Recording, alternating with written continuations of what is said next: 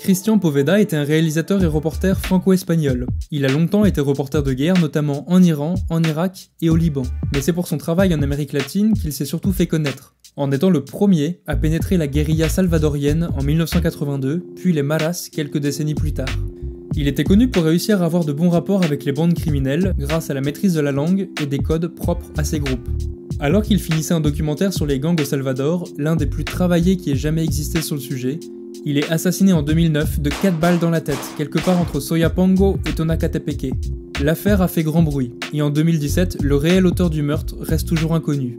Est-ce un membre de la Mara dont la hiérarchie aurait semble-t-elle changé peu de temps avant le meurtre? Est-ce cet ancien policier corrompu, connu pour avoir livré plusieurs fois des armes aux Maras, et que l'on soupçonne d'avoir livré Christian au gang, en affirmant qu'il était un informateur de la police? Si c'est le cas, on ignore totalement la raison de cet agissement, même si en attendant, c'est lui qui a reçu la peine la plus lourde avec 56 ans de prison. Ou bien est-ce que le travail de paix et de médiation entre les Maras que portait Christian avec son documentaire ne plaisait pas à tous les groupes politiques du pays qui étaient majoritairement conservateurs et refusaient catégoriquement toute réinsertion des gangs? Le mystère plane toujours, bien que le documentaire La Vida Loca soit sorti en salle peu de temps après, nous éclairant un peu plus sur le sujet des Maras. Je vous propose justement de faire un point sur ce sujet pour savoir où on en est aujourd'hui, en 2017.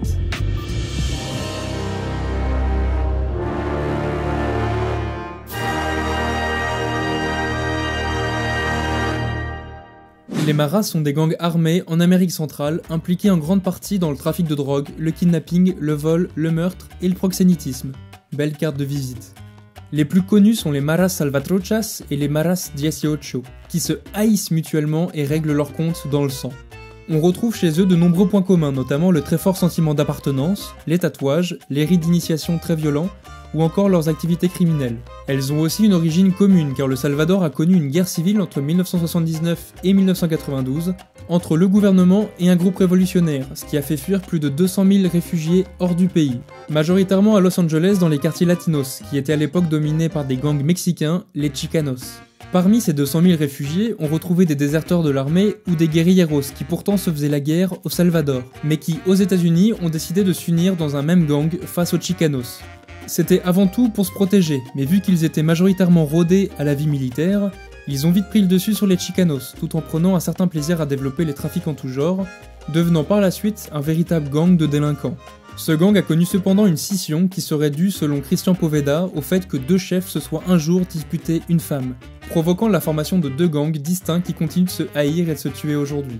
Une fois la guerre civile terminée au Salvador, le gouvernement américain a décidé d'y renvoyer quelques 3000 mareros. Or, ceux-ci vont jouir d'un terrain ravagé par les conflits et vont profiter du vide laissé par le gouvernement encore en reconstruction pour se développer.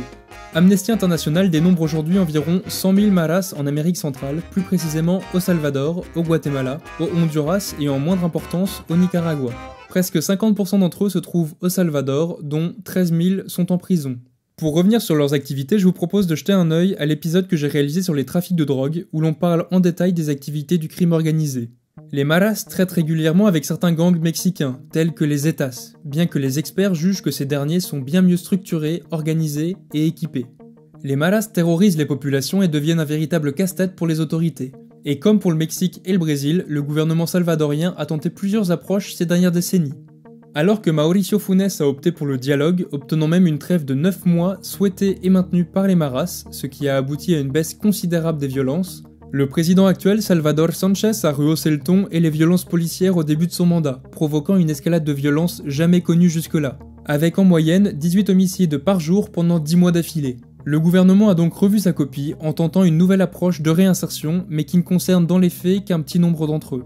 Outre le lourd passé meurtrier ou délinquant des Maras, les tatouages rendent la réinsertion quasi impossible, car ils restent fortement reconnaissables. Mais surtout car les Maras vivent leur appartenance au groupe comme une identité profonde. Ils peuvent être tués en effet s'ils tournent le dos à leur nouvelle famille. Selon Christian Poveda, 70% d'entre eux sont orphelins d'au moins un parent, et sont majoritairement originaires de quartiers pauvres.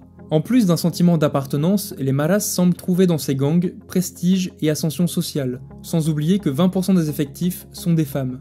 Les recrutements qui sont extrêmement violents concernent souvent des enfants de 10 à 14 ans. Certains organismes s'en inquiètent et n'hésitent pas à employer le terme d'enfants soldats. Pour freiner le problème, on peut retrouver un grand nombre de mesures évoquées dans ce précédent épisode qui concernent d'autres quartiers pauvres d'Amérique latine, souvent soumis eux aussi à la délinquance. Il ne faut pas oublier non plus le rôle important que joue l'Église actuellement dans leur réinsertion. Certains qualifient cyniquement le phénomène des maras comme le cadeau des États-Unis. Mais cet exemple devrait justement nous mettre en garde, car actuellement, les camps de préparation au djihad en Syrie sont remplis de jeunes Français souvent originaires de quartiers défavorisés de grandes villes françaises. Il serait peut-être temps de s'attaquer de notre côté au sujet des banlieues et de la radicalisation de nos jeunes, histoire de ne pas avoir à notre tour l'obligation de porter cette responsabilité que l'on n'aura pas su gérer.